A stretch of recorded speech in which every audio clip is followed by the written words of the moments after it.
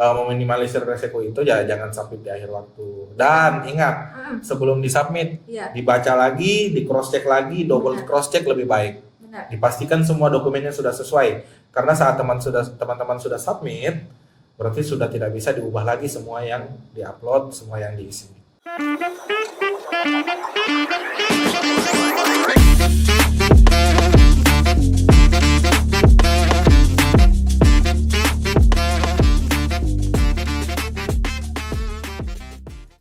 Assalamualaikum warahmatullahi wabarakatuh. Selamat datang di podcast Rumput Saraba, podcast seru seputar serba-serbi kepegawaian.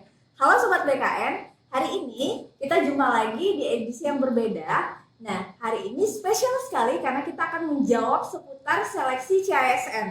Nah, Sobat BKN, sebelumnya kita sudah menyebarkan form link pertanyaan dari seluruh Sobat BKN dan telah kita ramu dan tentunya akan kita jawab di podcast ini bersama dengan narasumber yang juga teman sejawat saya, Bapak Muhammad siapa nih? Sampai lupa nih, Bapak Muhammad Firhan Hasir Eskom. Beliau adalah teman saya tentunya di kantor Regional 4 BKN Makassar. Saat ini Firhan itu menjabat sebagai seorang penata komputer pertama di kantor Regional 4 BKN Makassar. Halo Fir. Halo Rif. Karena seringnya kita berinteraksi, kita nggak panggil Bapak Ibu sebenarnya ya. Iya, kita panggilnya Firhan dan Rifa terserah. saja. Benar. Nah, gini nih Fir. Oke, gimana tuh? Baik nih ya, kabarnya baik ya. Kita mulai ya. Baik. Ya, jadi gini Fir. Kemarin kita sudah melontarkan pertanyaan nih sama Sobat BKN. Oke. Dan banyak sekali pertanyaan yang masuk. Wah. Dan setelah itu teman-teman tim ini mengolah datanya, mengolah pertanyaan-pertanyaannya. Kita kelompokkan nih berdasarkan jenisnya. Misalnya jadi kita tuh kelompokannya berdasarkan pembuatan akunnya saat pendaftaran, kemudian ada tentang akreditasi. Kemudian ada tentang e-materai juga. Wow. Kemudian ada spesifik tentang P3K dan juga ada juga pertanyaan-pertanyaan lain-lain yang juga saya tidak tahu nih kelompoknya di mana. Makanya berat juga kayaknya ini. Berat dan banyak sebenarnya. Jadi saya bingung nih. Tapi untungnya ada tuh banyak pertanyaan yang sebenarnya mirip dan sebenarnya bisa dikatakan itu serumpun, bisa dikelompokkan lagi sehingga jadi pertanyaannya tuh bisa lebih singkat atau lebih sedikit. Tapi tetap banyak juga sih sebenarnya. Kita mulai aja ya kayaknya ya. Boleh. Oke. Jadi kita mulai dari saat calon peserta atau Sobat BKN sekalian itu membuat akun atau saat pendaftaran. Jadi kita sudah searching di SSC ASN ya. Tapi gimana sih? Kalau misalnya ada tuh kekhawatiran pendaftar nih Fir ya. Biasa tentang nama ataupun salah input ya. Pertanyaannya, gimana kalau saat mengisi laman akun itu salah nama, ada kelebihan titik lah, ada tertukar lah namanya, ada terbalik isi nama sesuai KTP atau ijazah itu terbalik dan juga tempat lahirnya juga terbalik, ada yang diisi KTP harusnya ijazah ataupun KTP. Itu gimana tuh Fir? Jadi kalau untuk tempat lahir memang di SSCASN pada saat pertama kali kita mengisi itu disuruh ngisinya yang pertama sesuai KTP karena memang akan ada pengecekan data dulu ke Dukcapil ya. Nah nanti kalau sudah sesuai baru teman-teman disuruh mengisikan nama sesuai dengan ijazah. Jadi kalau misalnya ada pertanyaan nih, wah nama saya berbeda antara nama di KTP dan nama di ijazah. Sebenarnya itu tidak masalah karena dia ada tempat pengisian sendiri untuk KTP sendiri, untuk ijazah sendiri. Cuman masalahnya nanti teman-teman silahkan diperbaiki di Dukcapil. Karena namanya data kependudukan itu memang harus disamakan semua biar tidak ada kebingungan, tidak ada masalah ke depannya ya. Jadi kalau ada kesalahan pengisian, misalnya ada kelebihan sedikit, kalau untuk ijazah itu di SSC ASN itu masih bisa diperbaiki selama belum submit. Jadi kalau teman-teman lihat di aplikasinya, itu kalau dia belum di freeze itu masih bisa diubah, harusnya masih bisa diubah. Sebelum submit ya. Sebelum submit. Nah itu kan kekhawatirannya itu apakah itu akan gagal di administrasi atau gimana itu? Atau kan saya tidak perlu khawatir, namanya juga kesalahan minor atau gimana itu? Ya karena ini kesalahan data saja ya. Sebenarnya karena kesalahan minor harusnya tidak usah terlalu dikhawatirkan. Cuman kembali lagi teman-teman, juknis verifikasi masing-masing instansi itu berbeda-beda. Ada yang ketat, mungkin ada yang kayak ya sudahlah ini enggak masalah, nanti bisa diperbaiki. Karena memang data-data tersebut kalau teman-teman sudah lulus, nanti sudah selesai tes akhir, dinyatakan lulus, pada saat pemberkasan itu harusnya bisa diperbaiki. Oke. Tapi seperti yang Firhan bilang, kalau juknis setiap instansi itu berbeda-beda. Jadi mungkin kesalahan di A, peserta A yang instansinya berbeda, bisa jadi hasilnya berbeda juga. Iya, bisa karena jadi juknis berbeda instansinya juga. berbeda Betul. ya. Nah, siapa tahu misalnya instansinya memang harus sesuai itu, harus saklek banget nih. Ada juga Ada yang seperti itu ya. seperti itu. Dan itu mungkin karena kembali lagi nih karena kesalahan peserta itu. Jadi kembali lagi mungkin diingatkan hati-hati aja gitu ya, Fir, ya. Hati-hati, teliti, dan ya jangan terlalu takut lah. Iya, Kalau benar-benar ya. melakukan sesuatu itu jangan terlalu banyak takutnya sebenarnya. Gitu ya. Oke, selanjutnya nih. Ini mungkin masih khawatir-khawatir juga, ada kesalahan juga nih, Fir. Oke. Pertanyaannya, saya terlanjur swafoto memegang KTP. Apakah itu tidak apa-apa atau bisa jadi kesalahan yang tidak meloloskan administrasi, Fir? Nah, ini mungkin pendaftarnya pendaftar angkatan kita ini, karena waktu dulu mendaftar kan kita masih pegang KTP tuh. Ketahuan ya berkali-kali ya. Waktu kita dulu mungkin swafoto, pegang kartu pendaftaran dan KTP ya. Betul, pegang itu. Cuman kan tahun ini sudah beda ya. Beda. Sudah beda. Dulu kalau zamannya kita mendaftar, kita masih foto sendiri, upload sendiri. Kalau sekarang sudah di SSCASN semua menggunakan device yang digunakan untuk mendaftar. Jadi sisa langsung jepret. Sudah tidak ada lagi ketentuan pegang ini, pegang itu. Jadi kalau saat kita daftar kita harus sudah pakai rapi ya, maksudnya sudah yang layak difoto gitu ya? Ya, masa kita mau foto, kita mau melamar pekerjaan, pakai pakaian baju kaos kan tidak enak juga dilihat. Iya benar ya, jadi harus ready ya teman-teman, diingat ya. Jadi kalau misalnya sebelum submit, pakaiannya yang rapi dulu karena kita mau take foto ya. Betul. Dan pastiin dia tuh yang submit, maksudnya dia yang daftar kan ya, ya. Karena memang gunanya swafoto kan untuk melihat itu. Jadi benar. kalau misalnya ada kesalahan, tadi kan pertanyaannya saya ada pegang KTP atau misalnya ada orang lain di foto itu. Nah, kesalahan seperti itu kan sebenarnya istilahnya masih minor, tidak berhubungan dengan persyaratan jabatan. Cuman sekali lagi, juknis verifikasi masing-masing instansi berbeda. Oke, next pertanyaan.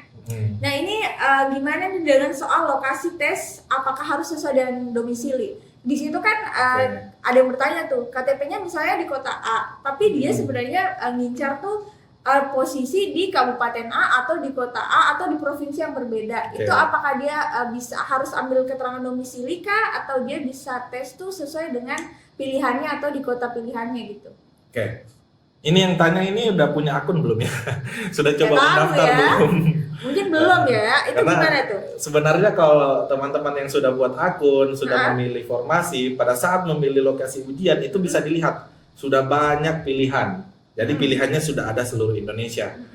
Jadi dari Panselnas sendiri memang tidak mematok bahwa kamu kalau mendaftar di kota A ya harus cuma tes di kota A, tidak. Untuk lokasi tes disediakan di seluruh provinsi di Indonesia, di mana ada kantor BKN, di situ teman-teman bisa tes. Meskipun misalnya teman-teman di Jawa lah, terus mau mendaftar ke Makassar, nah itu boleh, tesnya di Jawa boleh. Saya melamar ke Makassar, kemarin saya tes di Jogja, jadi tidak ada masalah.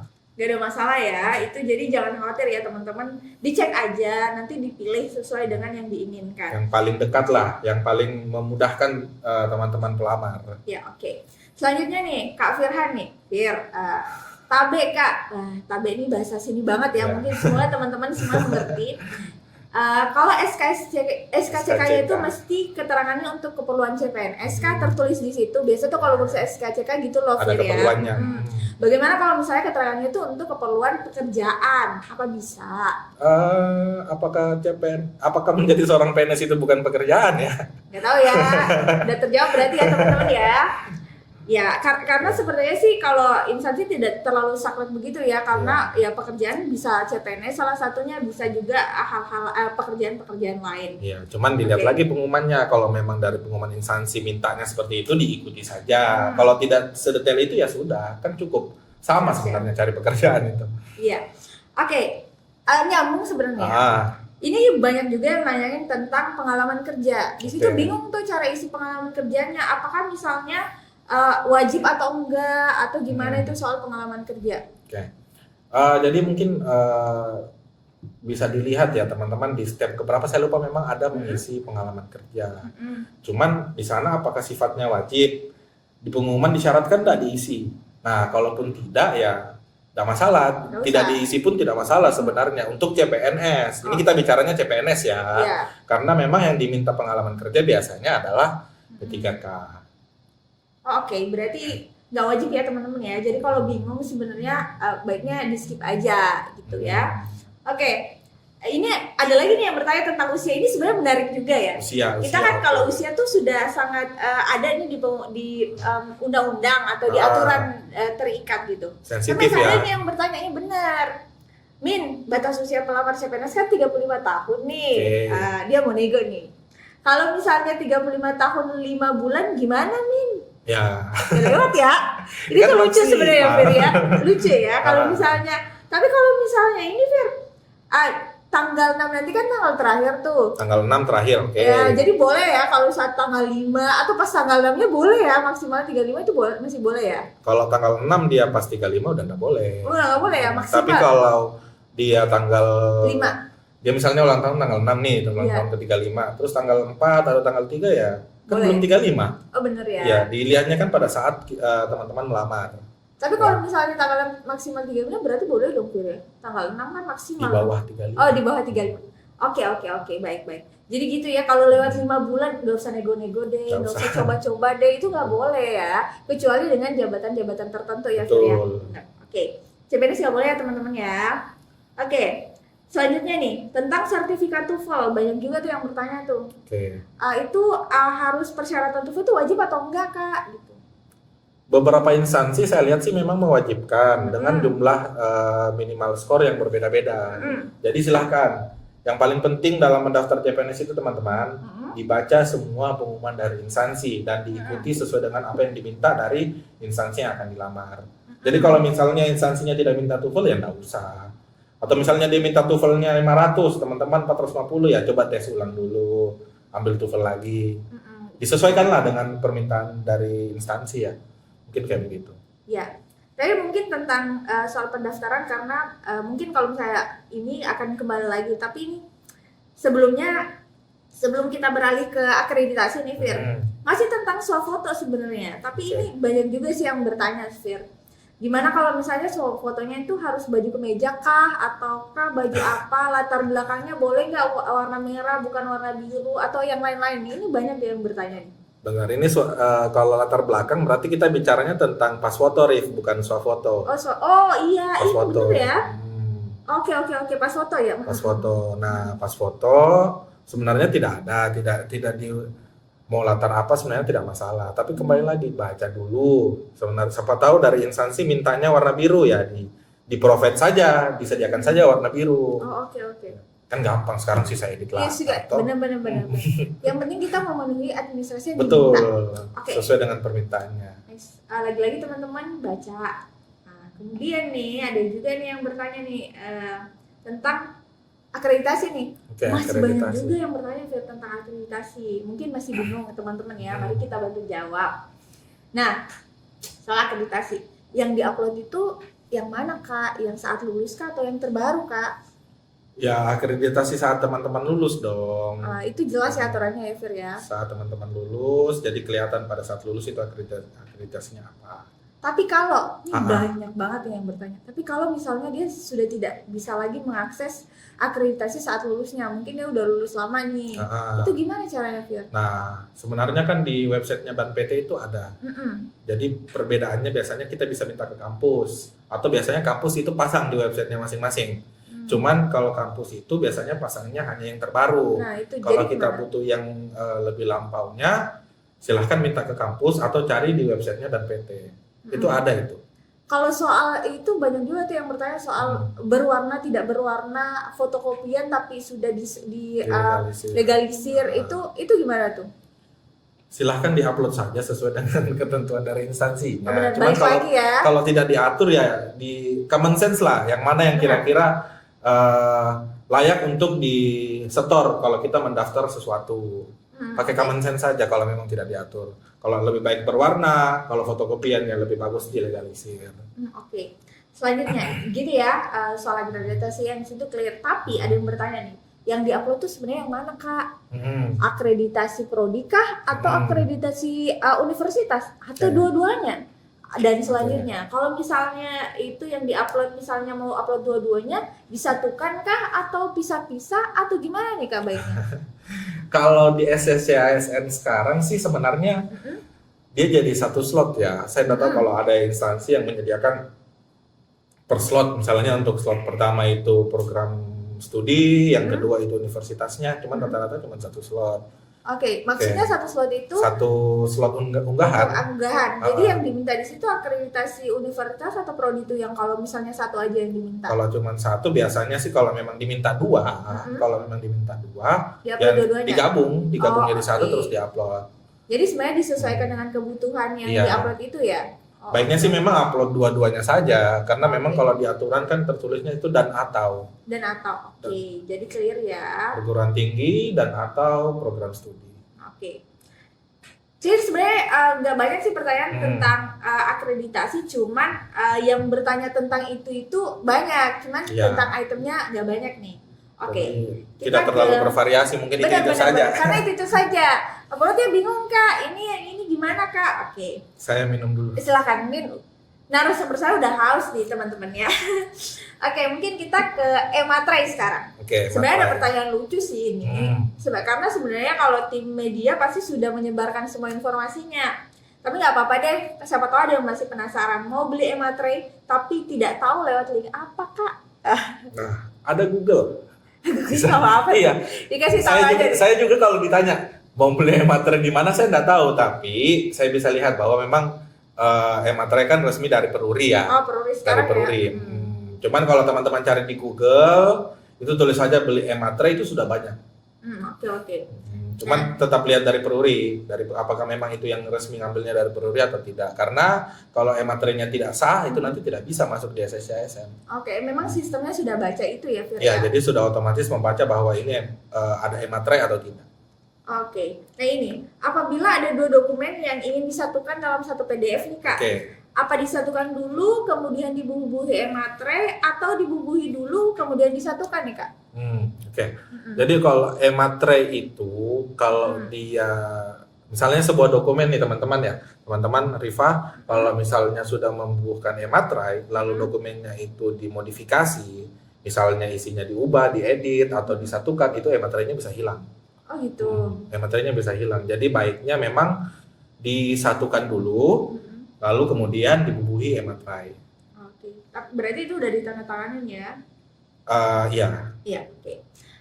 Nah, ada lagi bertanya nih, nggak tahu nih, Fira tahu nggak ya? Apa tuh? Terus untuk Ematrai, jika sudah dilakukan pembelian, tetap bisa digunakan nanti apakah bisa nih sudah di dalam waktu 24 jam maksudnya? Dia udah beli nih, tapi belum mau pakai. Apa masih bisa berfungsi nanti dalam waktu 24 jam? Oke. Itu dia seperti ada sistem saldo, jadi dibeli dulu. Cuman masa berlakunya itu saya juga nggak tahu sebenarnya ya. Oh, oke. Cuman kayaknya enggak, kalau cuman ditunggu 1-2 hari kayaknya enggak masalah deh. Nanti kita lihat saja di websitenya masing-masing. Oh, oke. Jadi balik lagi, baca Ya, itu baca dulu, tapi harusnya enggak lah. Karena kalau kita kayak beli materai kan enggak langsung ditempel juga enggak masalah. Iya, semoga gitu ya Fir ya. Sekarang nih kita ke pertanyaan yang ini paling banyak kategorinya Apa tuh? Fir. Tentang P3K. Wah, ini teman-teman sobat BKN ini belum mulai saja sudah banyak tanya ya. Antusiasnya besar ya. sekali. Oke. Pertanyaan paling banyak tentang P3K. Oke. Kak, kapan buka? Kapan buka? Pengumumannya itu belum ada. Ini gimana nih? Sebenarnya daripada pertanyaan kapan buka, saya lebih mengharapkan pertanyaan, Kak, apa yang dipelajari? Kayak gitu ya? Ya, jadi teman-teman daripada menunggu bertanya kapan dibuka, mending disiap-siapkan deh.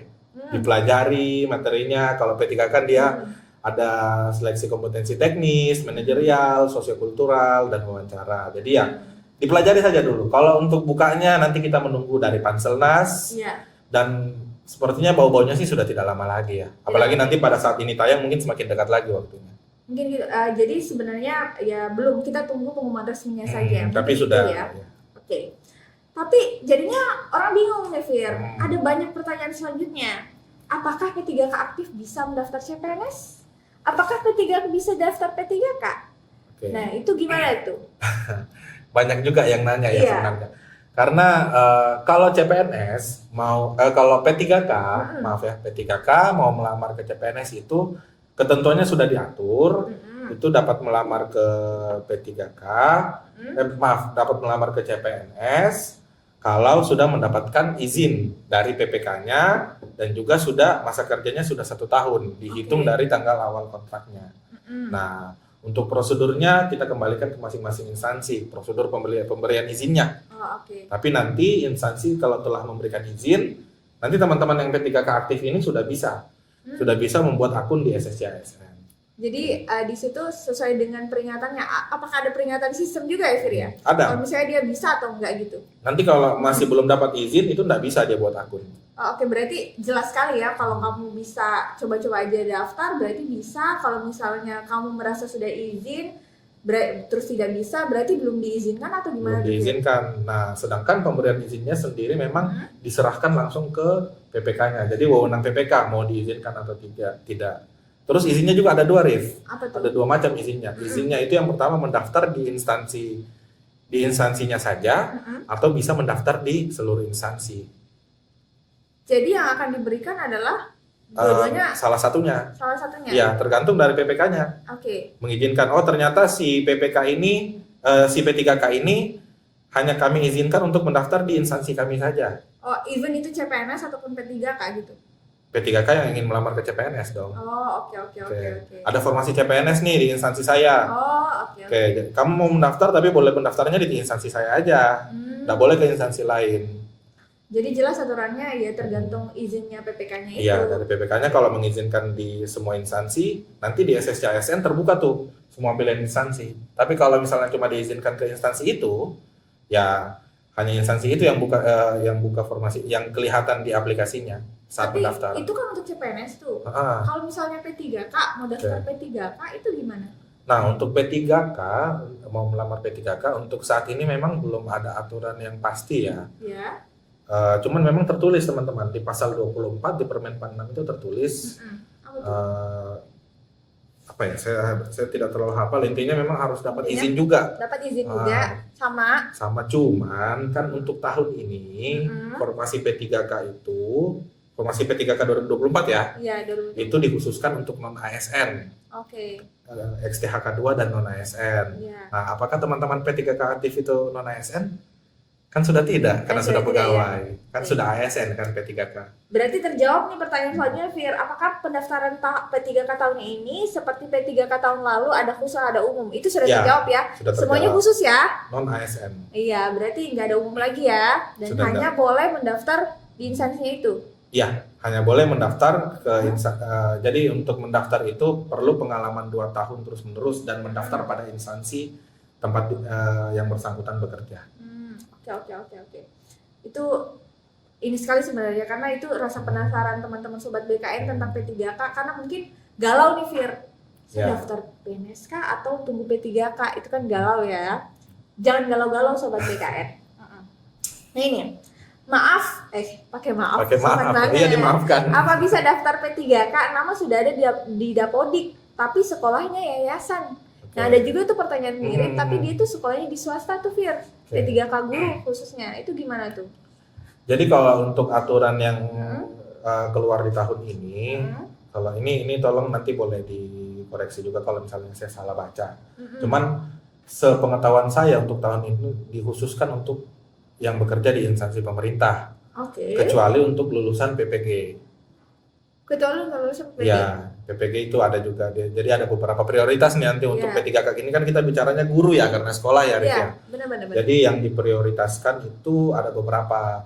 Ada aturan tersendirinya ada lah ya. Ada aturannya. Nanti bisa teman-teman lihat di sscsn.bkn.go.id/dasar hukum. Nanti bisa dibaca semua di situ. Jadi semua lengkap di situ tuh, Fir? Lengkap di dasar lengkap. Hukum. Nanti silahkan dibaca sendiri. Oke. Nah, kita pertanyaannya mungkin kita akan loncat dulu ke pertanyaan yang saya bilang tadi tuh, Fir, kategorinya lain-lain tuh.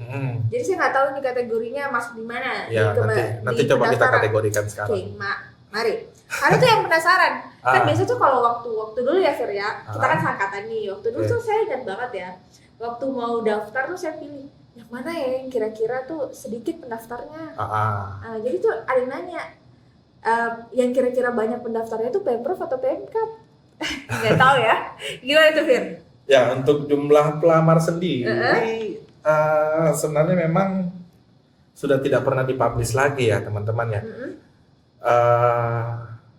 Tapi apakah jumlah pelamar itu penting, Rif, sebenarnya? Ya preferensi orang tuh berbeda-beda ya. Tapi memang untuk jawab pertanyaan ini kira-kira berapa yang daftar tuh kita nggak tahu ya, Fir ya. Kita nggak Secara tahu juga. sistem intinya secara sistem itu tidak terlihat ya, Fir ya. Tidak terlihat. Oke, dan emang itu ya challenge juga kan seleksi administrasi ya mulai saat pemilih ya. Gimana betul. strateginya teman-teman ya? Oke, nggak bisa teman-teman, kita nggak tahu dan kita tidak bisa membocorkan itu. Ya karena kita juga tidak tahu sebenarnya. Nah, bener ya, kita nggak tahu. Ibu misalnya nanti ada komen tuh kak, coba dicek ini, kita nggak tahu teman-teman, kita nggak tahu. Nah, Banyak tuh sekarang di apa TikTok live cek formasi. Gimana? Oh, bisa dia ya? Jadi dulu kan orang cek kodam, sekarang orang cek formasi. Oke, kodamnya mungkin formasi. Oke, baik. Kita nggak bahas tentang kodam, kita kembali ke Oke, laptop siap. aja. Oke. Nah, Kak, apakah benar nih jika non-ASN yang terdaftar di database BKN, Ya. jika mendaftar CPNS dan tidak lulus, Mhm. apakah tertutup peluangnya untuk diangkat menjadi P3K lagi? Oke. Paruh waktu nih, dia nyaut Oh, P3K paruh waktu ya. Benar-benar. Oke. Untuk P3K paruh waktu sesuai dengan aturan-aturan yang dikeluarkan bisa dibaca ya di Kemenpan 300 berapa itu tuh? Kemenpan 347 kalau nggak salah, 347, 348 dan 349 tahun 2024. Di situ disebutkan bahwa peserta seleksi P3K ini coba saya sambil cari ya. Ya. Dalam hal pelamar telah mengikuti seluruh tahapan seleksi, pegawai pemerintah dengan perjanjian kerja atau P3K, tapi tidak dapat mengisi lowongan kebutuhan, berarti tidak sampai perankingan nih, Rif. Iya, Nggak sampai perankingan, misalnya formasinya 3, yang Iya. daftar 5. Nah, itu namanya tidak dapat mengisi lowongan kebutuhan. Dapat dipertimbangkan untuk menjadi P3K paruh waktu. Nah, jadi P3K paruh waktu itu hanya di-mention di sana. Berarti singkatnya P3K paruh waktu berdasarkan aturan ini hanya dari pelamar P3K yang telah mengikuti seluruh tahapan seleksi. Oh, gitu ya. Jadi bukan CPNS. Bukan CPNS dan ini juga aturan lebih teknisnya juga belum tahu ya, Belum Fir ada, ya. iya. Cuman kalau kita berkaca dari aturan, untuk saat ini ya hanya dari peserta P3K yang telah mengikuti tahapan seleksinya. Oke. Nah, pertanyaan selanjutnya ini, Oke. Fir, sebenarnya masih banyak sih yang bertanya soal ini karena dulu ini setahu saya sih pernah dibolehkan, tapi sekarang nggak tahu nih, Fir ya, gimana Ya. cara jawab. Untuk dokumen ijazah, apakah nggak bisa dulu diwujudkan sama SKL tuh, Kak? Oh iya, dulu sih bisa ya, cuman untuk sekarang memang kan sudah jelas tertulis bahwa kualifikasi pendidikan itu dibuktikan dengan ijazah, bukan SKL. Jadi dibuktikannya dengan ijazah, diuploadnya itu ijazah, bukan SKL. SKL jadi- sudah tidak boleh. Nggak boleh teman-teman ya, jadi kamu berdoa aja semoga sebelum tanggal 6 nanti sudah ada tuh ijazahnya. Ya. Jadi bisa tuh kalau mau wisuda berdoa tanggal wisudanya dimajuin atau apa gitu ya. Tapi kalau misalnya enggak ya daftar dengan ijazah terakhir gitu ya, Betul. sesuai dengan tinggal dicari saja. SMA kan sekarang sudah ada. Benar. Sudah lagi banyak sekarang formasi SMA. Ya silakan dicari aja karena sistem kita sekarang sudah banyak banget informasi ya, Fir ya. Silakan dibuka aja tuh di sscisn.bkn.go.id. Itu di situ bisa cari informasi, bisa baca aturannya, bisa ke helpdesk, banyak lah. Oke. Nah, Fir, mungkin ini akan jadi pertanyaan terakhir nih. Oke. Ini agak nggak tahu ini lucu atau apa ya, atau misalnya mau meminta atau gimana nih. Apakah tidak ada kebijakan kalau nggak lulus seleksi administrasi tetap bisa mendaftar P3K? Jadi ceritanya dia iya benar ya. Iya. Jadi ceritanya dia tuh nggak daftar CPNS, tapi nggak nggak lulus lulus. administrasi. Terus Bisa kayak, nggak saya? ya, saya mau masuk P3K dong. Gimana tuh? Jadi begini ya teman-teman ya, kalau aturannya untuk saat ini, itu kalau saya sebut ya Permenpan 6 tahun 2024, hanya dibolehkan mendaftar satu jenis kebutuhan CPNS atau P3K dalam 1 tahun periode. Jadi kalau sudah daftar CPNS, Iya. ya sudah tidak bisa daftar P3K. Mungkin seperti itu, Rif. Cuman gini loh teman-teman, dari tadi ya pertanyaan dari Riva ini saya lihat pertanyaannya kalau tidak lulus, kalau ini, kalau itu. Teman-teman kalau mau daftar sesuatu, mau melakukan sesuatu itu jangan dipikir yang buruk-buruknya dulu deh. Iya, apa tuh? Disiapkan dulu sebaik-baiknya. Nggak usah terlalu takut, banyak takut ini, banyak takut itu. Pikirnya sudah nggak lulus, masih bisa dapat ini dan masih bisa dapat itu, nggak usah dipikir dulu lah. Pokoknya kita fokus saja, persiapkan sebaik-baiknya. Urusan lulus itu belakangan. Yang Ya, penting karena- persiapan dulu. Karena kita sudah melewati itu sudah sejak tahun 2018 ya Fir ya, sudah sangat lama. Memang sistemnya tuh banyak yang bertambah dan banyak yang berubah karena semakin berbenah ya. Ya, Tapi kan sebenarnya pada dasarnya kita harus tetap baca semua ya, sama harus. karena bunyinya baca. Karena sekarang seperti yang Firhan tadi bilang bahwa semua aturannya itu sudah jelas ada di situ. Betul. Benar. Saya dulu itu pendaftar CPNS tahun 2018, Riz. Iya. Kan sama kan kita. Iya. Itu kalau mau cari aturannya harus cari di Google sendiri itu. Harus tulis dulu, cari Benar. lagi. Sekarang enggak. Buka Semuanya. SSCSN, klik dasar hukum, sudah ada semua. Sisa di-download, sisa dibaca. Oke, Ada pertanyaan bisa tanya helpdesk. benar. Semuanya sangat dimudahkan. Betul. Sisa kitanya nih yang benar-benar Ya. memilih dan bijak banget nih caranya mendaftar ya Fir ya. Betul. Oke. Mungkin itu sih semua pertanyaan sebenarnya sudah tercover dan sudah dijawab. Semoga itu tercerahkan untuk teman-teman atau sobat BKN semuanya. Semoga kalaupun misalnya ada pertanyaan baru yang membingungkan, silakan masuk ke helpdesk tadi, ataukah mungkin bisa mengikuti sosial medianya kita di BKN Makassar official ya, atau BKN Makassar saja di Instagram, di Twitter. Kita memberikan informasi banyak sekali di situ. Silakan dipantau saja. Dan mungkin ada closing statement nih atau saran atau tips nih buat sobat BKN sekalian yang mau daftar, gimana tuh Fir? Kalau saya sih mungkin tipsnya sama. Banyak-banyak baca dulu, baru bertanya. Ya. Jadi kalau misalnya ada sesuatu yang membingungkan, sebenarnya teman-teman bisa jawab sendiri dengan common sense. Oh, oke. Common sense saja. Oh, ternyata harusnya nggak usah terlalu setakut itulah sebenarnya. Untuk pertanyaan-pertanyaan yang nggak ada di aturan mungkin ya Fir ya, itu bisa difikirkan sendiri, Betul. dihayati sendiri. Apakah ini etis nggak nih? Kayak pakai baju kaos tadi, etis nggak nih? Nggak etis dong kalau pakai baju kaos doang atau pakai apa gitu yang nggak sopan. Oke. Kemudian apa lagi nih Fir?